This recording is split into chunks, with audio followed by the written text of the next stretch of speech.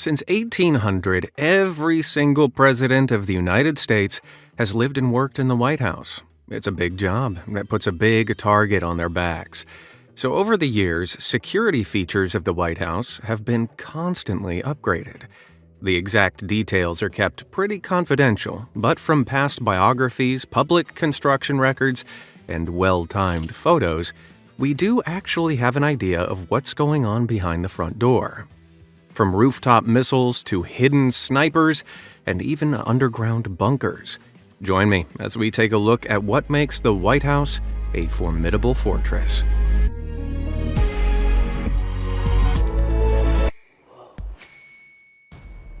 Now, today's video wouldn't be possible without our incredible sponsor, Conflict of Nations. This military-themed online PvP game is available for free on PC and mobile.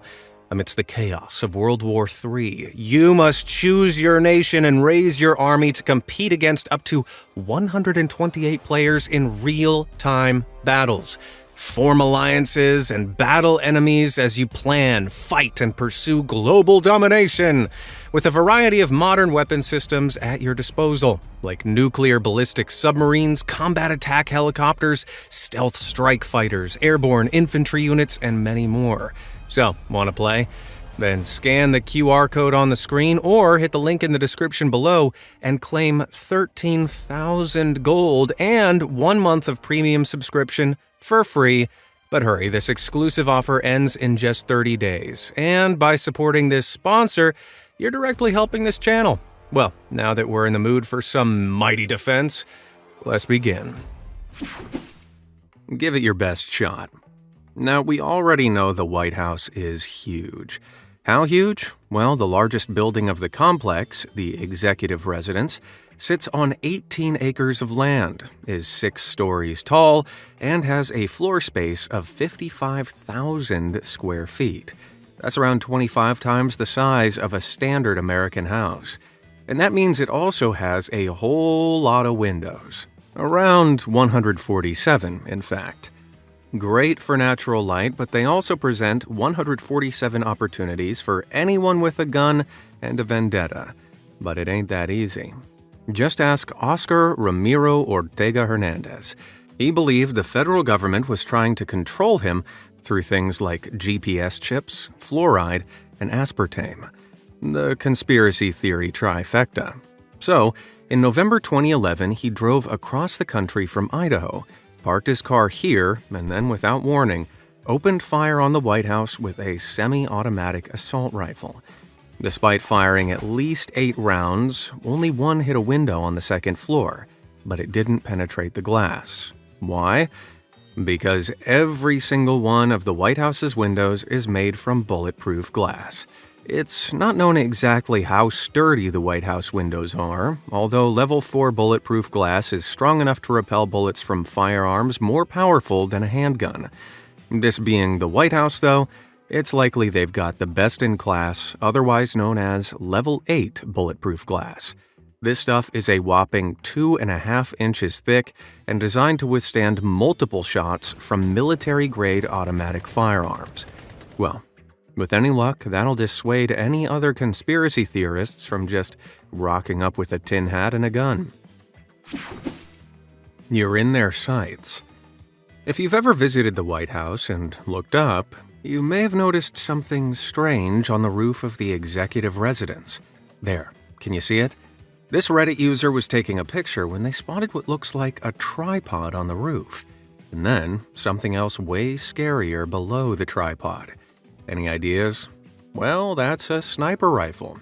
Yep, there are snipers on the White House roof.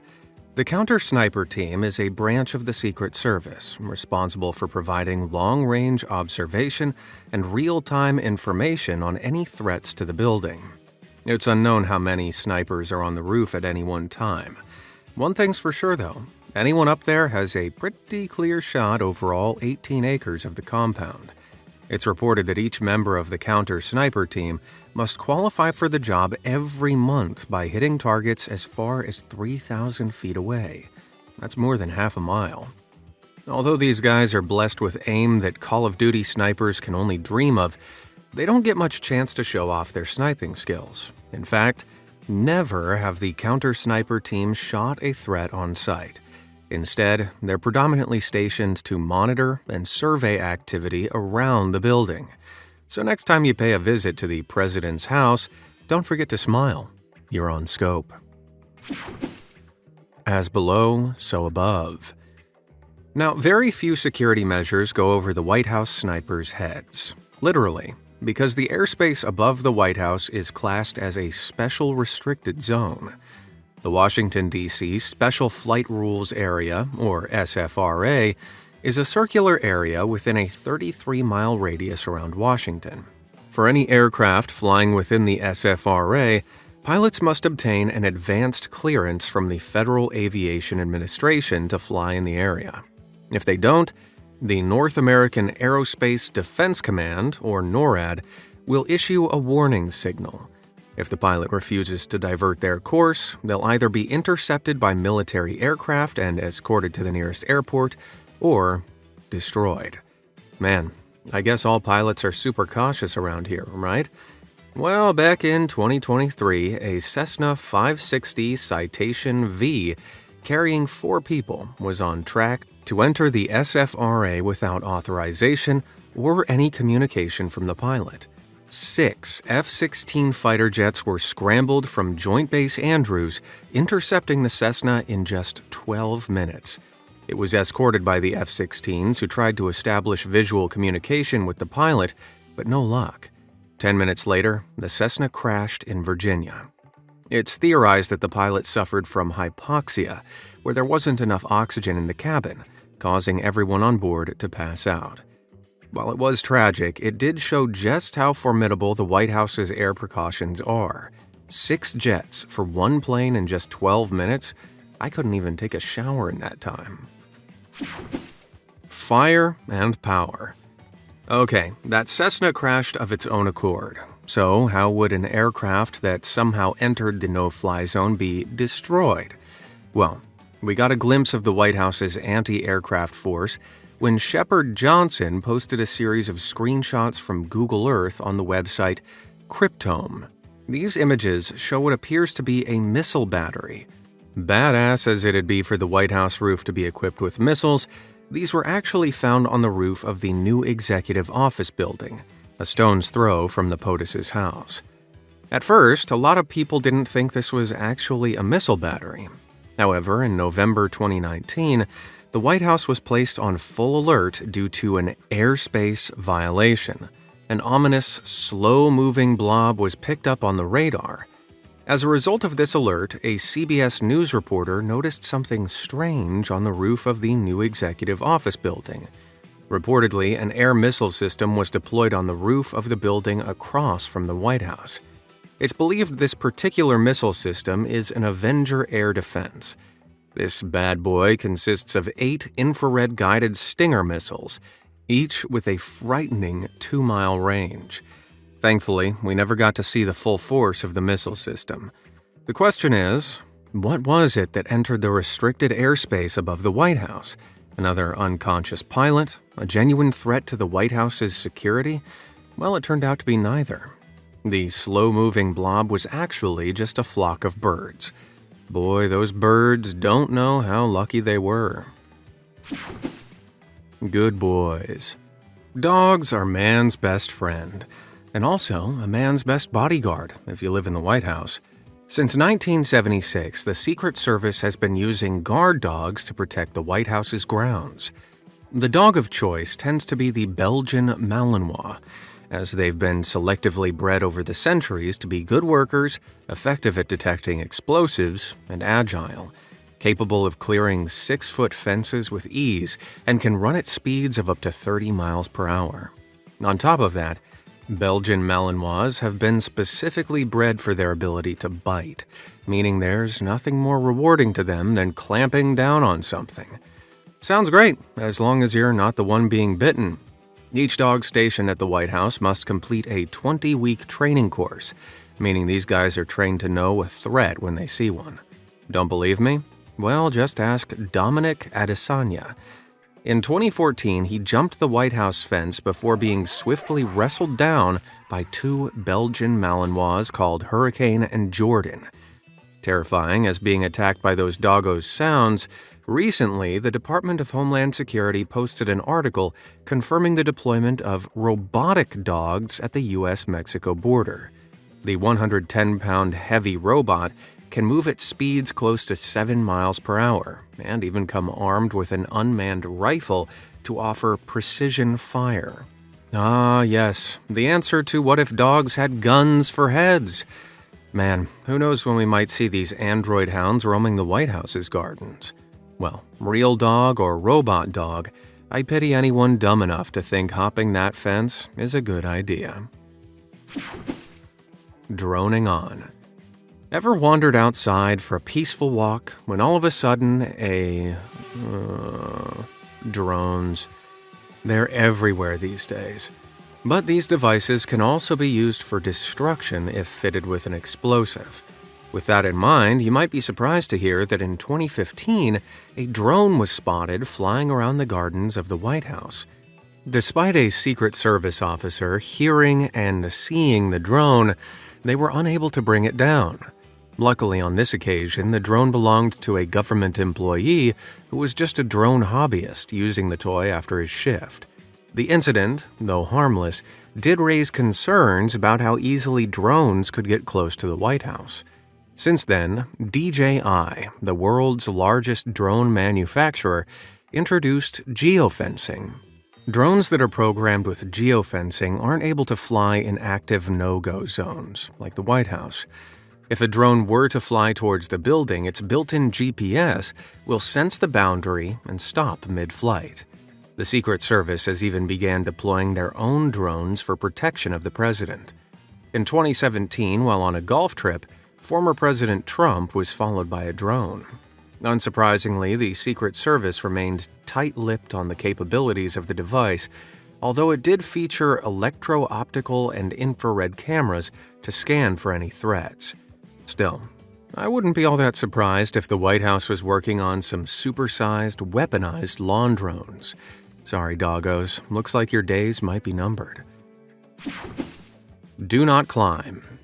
Not all the White House defense features are high-tech, though. In fact, this next security feature goes all the way back to the start of the 19th century, just a year after the building was first opened. Thomas Jefferson was the first president to erect a simple wooden post and rail fence around the building in 1801. Over time, the fences became taller and more robust, but they haven't been impenetrable. In 2014, Omar Gonzalez scaled the fence carrying a knife before sprinting across the north lawn and actually made it inside the White House. He was hauled down and arrested by security officers before doing any damage. But after finding the hatchet machete and more than 800 rounds of ammunition in his car nearby, the White House took it as a warning. To ramp up security, construction on a new and improved 13-foot-tall fence began in 2019. Yeah, good luck scaling that. The new fence, estimated to cost $64 million, features anti-climb and intrusion detection technology. There are also rumored to be multiple pressure sensors on the fence, which alert security whenever pressure is applied to the bars. So this guy wouldn't stand much chance today. The uniform. Have any of you watching actually been to the White House? Those of you saying yes, or more likely staring blankly at the screen while silently saying yes in your head, probably remember these guys. Now, when I went earlier this year, I thought these guys were the White House's answer to Paul Blart. They kind of look like mall cops, but thank God I never decided to test that theory, because these guys are in fact part of the United States Secret Service Uniformed Division. In other words, these are the security guards of the White House, ensuring no external threats get near the building. It's not known how many are patrolling the White House at any given time. However, the Secret Service employs around 1,300 of these guys. So chances are, on any given day, there will be hundreds of uniformed division agents on duty. That may sound like overkill, but that's not the half of it. Each recruit, who must already have extensive experience, must undergo an intensive 29-week training course, where they're then assessed and directed to specialized teams. This ranges from White House security to counter-sniper operations, K-9 units, emergency response, and more. So, the guys I thought of as upmarket mall cops are actually trained to do all that? Yeah, really glad I kept my opinions to myself that day. Heat vision. While some of you might think that the cover of night might provide the best opportunity to try and break into the White House, you might not have considered one thing: the secret sensors. Although it's never officially been disclosed, multiple news outlets have claimed that infrared sensors surround the perimeter of the building. These sensors are apparently able to detect heat signatures, so can detect human-shaped movement around the building even at night, and trigger alarms. While any spy movie fan might conjure up images of an intruder being detected by a swarm of lasers, it's more likely that the infrared sensors are instead surveilled by a member of the White House security team.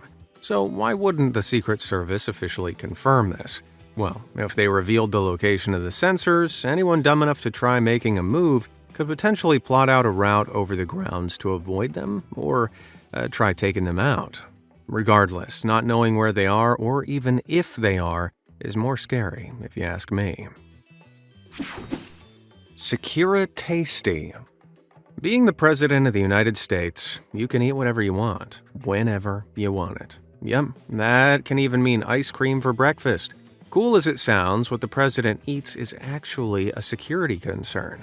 As someone at risk of assassination, the President is always in danger of being poisoned. As such, White House food tasters are believed to be employed to test meals and foods for poison.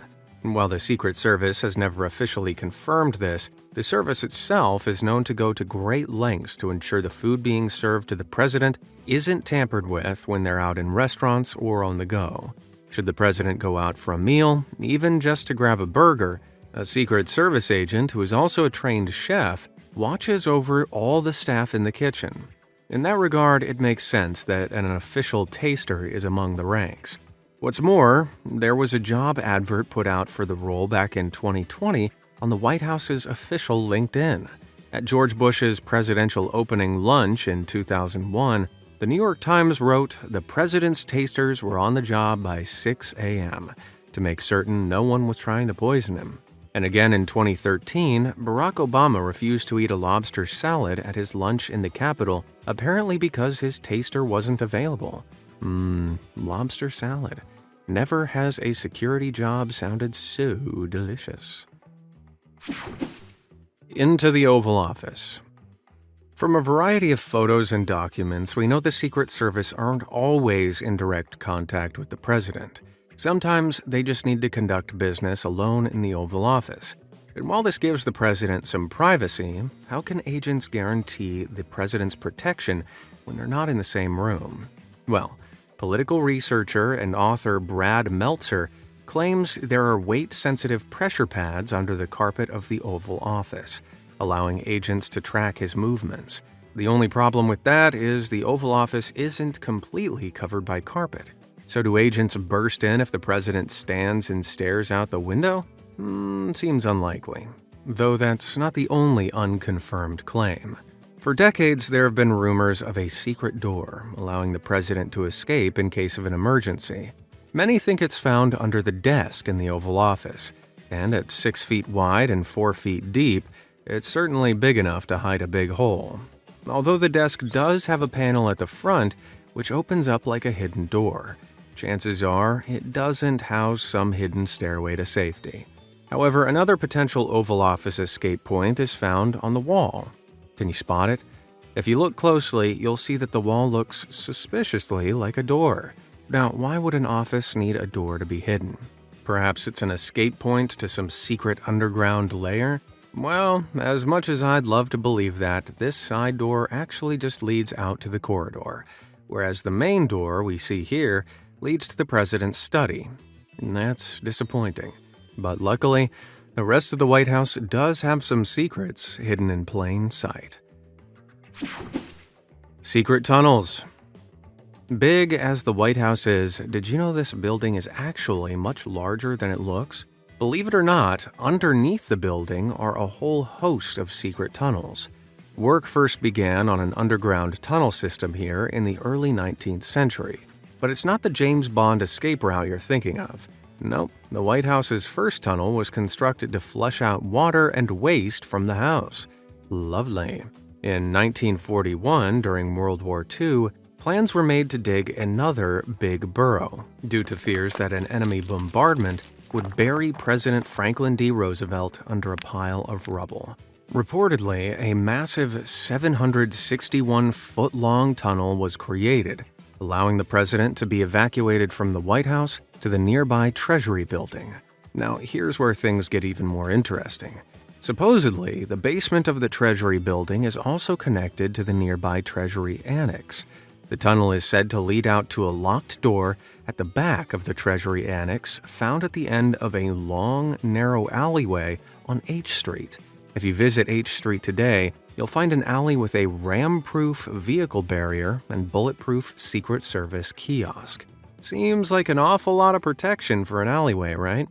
The White House has remained pretty tight-lipped about its underground burrowing, so we can't know for sure how extensive the tunnel system is.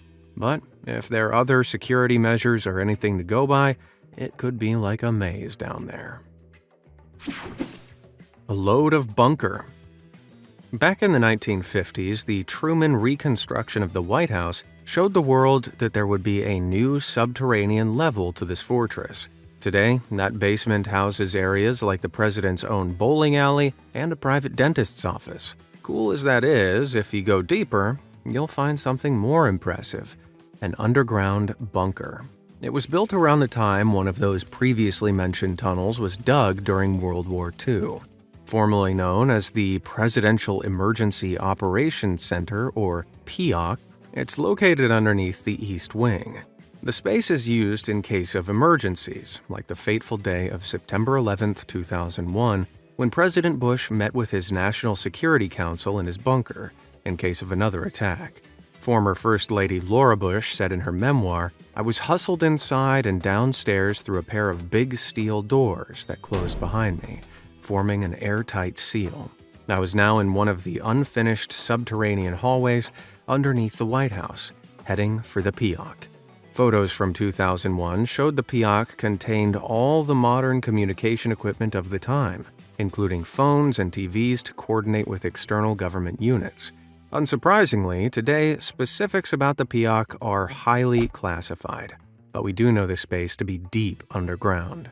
Reportedly, the most destructive U.S. nuclear weapon could blast up to 1,000 feet below the surface, so it's safe to assume this bunker could be at least that far below ground. That'd make the PEOC around as far underground as the Eiffel Tower is tall. This place is so deep that it requires an elevator to access. I mean, can you imagine the strain of climbing up 1,000 feet worth of steps? I can feel my thighs burning just thinking about it. Get a good look. When you think of a secure location, it's not normally a place that is visited by over 1.2 million people per year. Yet that's exactly what happens at the White House. Visitors enter through the East Wing before walking through the residence and exploring places like the State Dining Room and Family Theater.